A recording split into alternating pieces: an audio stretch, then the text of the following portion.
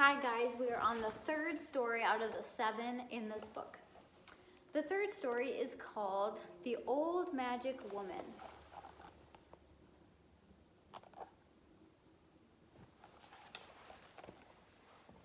Spring came at last. Kay must be dead, said Gerda to the swallows.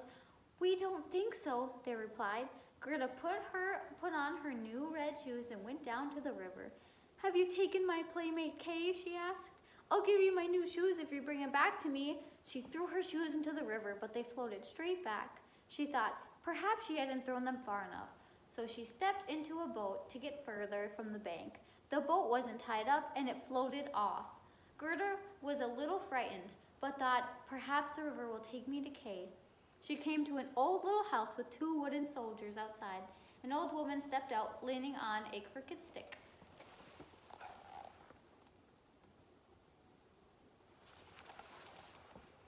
You poor child, drifting away, said the old woman. She hooked the boat with her stick and pulled it to the shore. Gerda told her story and asked the old woman whether she had seen Kay. The woman said no, and she gave her some cherries to cheer her up. This old woman could do magic. She wasn't a wicked witch, but she had always longed for a little girl, and she wanted to keep Gerda with her. She combed Gerda's hair with a golden comb until the girl forgot all about Kay and about her home. The old woman had a lovely garden with an essentially beautiful rose bush. Gerda spent hours in the garden. One day, after she had lived in the old house for a while, she was sitting by the rose bush, smelling its scent, and she suddenly thought of the roses in the roof garden at home, and she remembered Kay. Do you think he's dead? She asked the roses. He isn't, they replied. Gerda ran out of the garden gate into the wide world. It's autumn already. I've lost so much time, she cried. I must find Kay.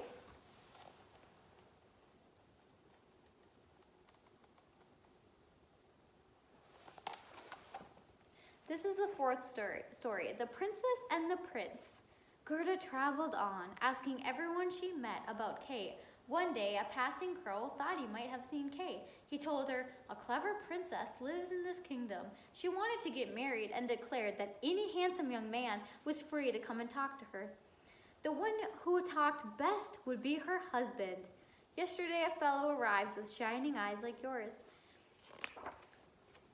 and he had lovely long hair but poor clothes. The princess thought he talked the best. Why, of course it was Kay, said Gerda, delighted. He's so clever.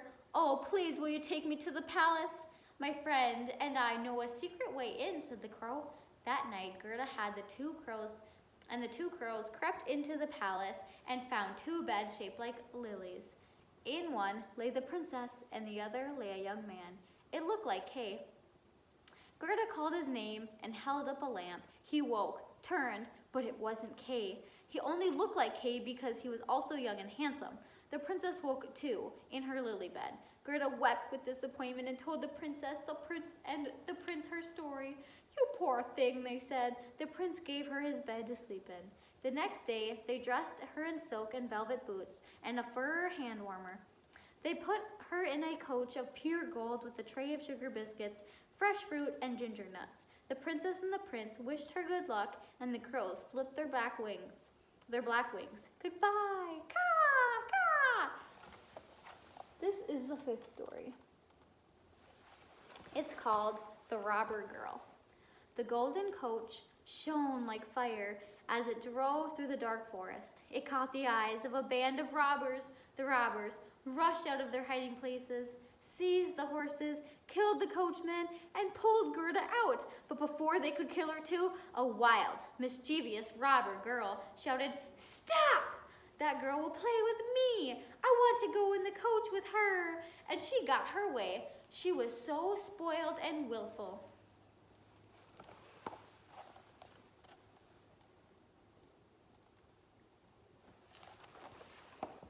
The robber girl had long, dark hair, wore trousers, and carried a knife.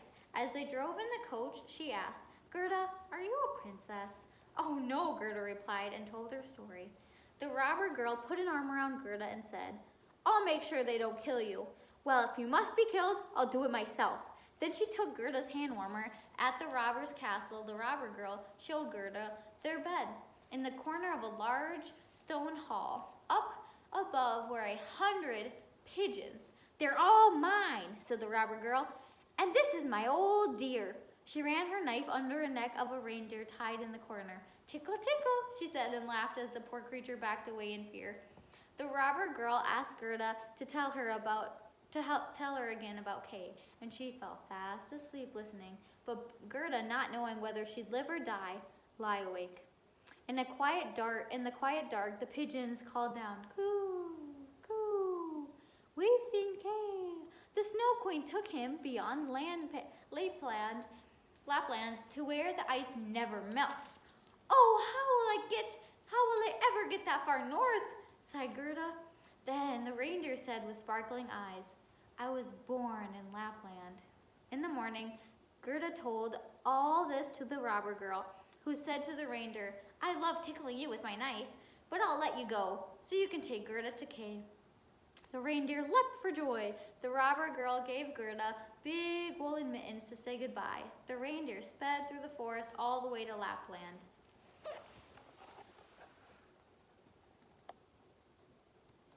We are now on the 6th story, The Woman of the North. Gerda and the reindeer traveled beyond Lapland into the freezing north. At last they came to a little house where an old woman was cooking fish in a pot. Gerda was too cold to tell her story, so the reindeer spoke for her. The old woman fed them and warmed them. Gerda took off her mittens and boots by the fire. "Kay is indeed with the Snow Queen," said the woman. "He is content, but that's because he's got a splinter of glass in his heart and another in his eye. They must come out, or the Snow Queen will keep him in her power." The reindeer asked, "Can you give Gerda some kind of power too?" The old woman smiled. "I can't give her any greater power than she already has. Don't you see how well she has got on in the world? In her bare feet. Her power is in her heart because she is a sweet and innocent child. Gerda, you must go in by the berry bush in the Snow Queen's palace garden." As she said this, the old woman lifted the girl onto the reindeer, which ran off again as fast as it could.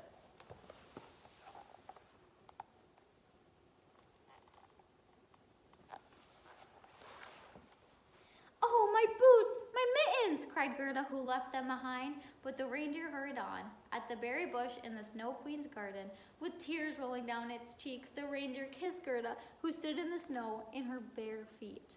Gerda ran towards the palace, but met a regiment of snowflakes marching towards her, growing bigger as they came. There were the Snow Queen's guards. Gerda said her prayers, and her warm breath in the fierce cold became puffs of mist that turned into angels carrying swords and shields. The angels pushed back the snowflake guards, and Gerda walked through to the palace with the angels stroking her feet so she wouldn't feel the cold. Now we are on the 7th story. The 7th story is called The Snow Queen's Palace. The palace had over 100 great halls with walls of ice. A cutting wind blew through. The largest hall stretched for many miles. All of them were bare and were lit by the northern lights which danced in the sky. The Snow Queen had flown off to paint mountains with white, so Kay sat alone, stiff and silent in the emptiness. He was blue with cold. Though he didn't feel it, he didn't feel anything. There Gerda found him. She flung her arms around his neck, holding him tight and crying, "Kay, dear Kay!" But he sat perfectly still and cold. Seeing this, Gerda wept hot tears. The tears fell on Kay and soaked through to his heart, where they melted the lump of ice and washed away the glass splinter. With that, Kay too burst into tears and wept till a bit of glass fell out of his eye. Then he saw Gerda and knew her and cried for joy, "Gerda, dear Gerda, where have you been all this long time, and where have I been?" Looking around, he said, "How cold and bare it is." Gerda cried and laughed with happiness. She kissed his cheek, and they became rosy. She kissed his eyes, and they shone like hers. He kissed his hands and feet, and he was well and strong.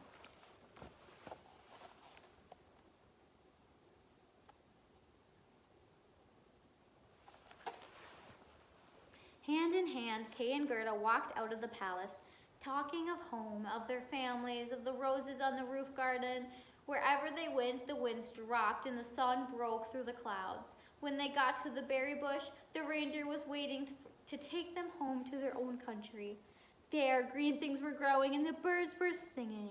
A young girl wearing a red cap rode up on a splendid horse. It was the robber girl. She had left the band of robbers and was delighted to see Gerda. She promised to visit again before cantering off into the wide world. In Kay and Gerda's hometown, everything stood where it had stood before, but as they opened their front doors, they felt they had become grown-ups. It's time they forgot the Snow Queen's palace as though it had been a bad dream. The roses bloomed on their roof garden all summer long. And that is the last of the 7 stories. We will come back again with a story called The Brave Tin Soldier.